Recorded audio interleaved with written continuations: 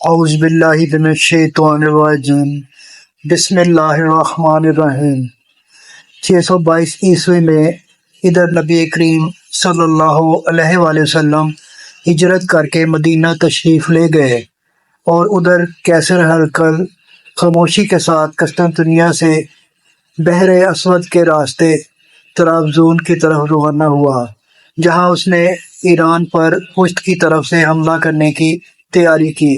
اس جوابی حملے کی تیاری کے لیے کیسر نے کلیسا سے روپیہ مانگا اور مسیحی کلیسا کے اسقف اعظم سرجیس نے مسیحیت کو مجوسیہ سے بچانے کے لیے گرجاؤں کے نذرانوں کی جمع شدہ دولت سود پر قرض دی۔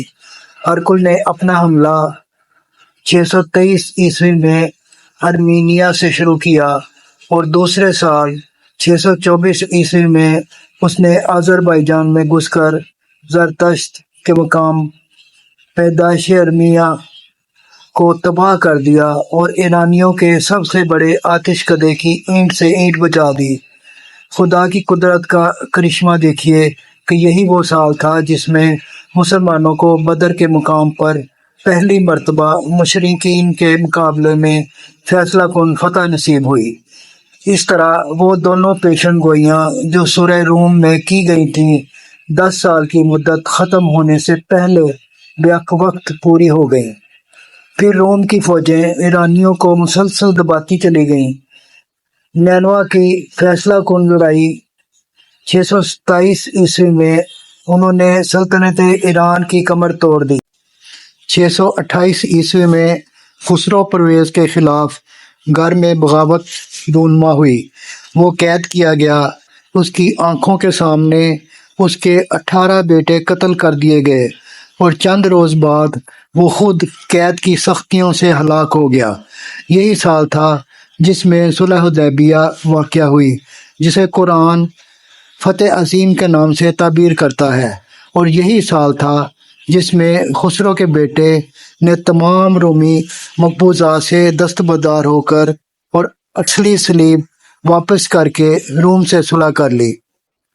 629 عیسوی میں کیسر مقدس صلیب کو اس کی جگہ رکھنے کے لیے خود بیت المقدس گیا، اور اسی سال نبی کریم صلی اللہ علیہ وآلہ وسلم عمرۃ القضاء ادا کرنے کے لیے ہجرت کے بعد پہلی مرتبہ مکہ معظمہ میں داخل ہوئے۔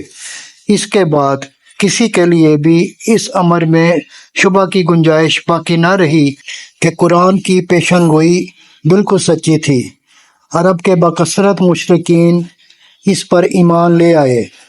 ابی بن خلف کے وارثوں کو ہار مان کر شرط کے اونٹ ابوبکر صدیق رضی اللہ تعالیٰ عنہ کے حوالے کرنے پڑے۔ وہ انہیں لے کر نبی کریم صلی اللہ علیہ وآلہ وسلم کی خدمت میں حاضر ہوئے۔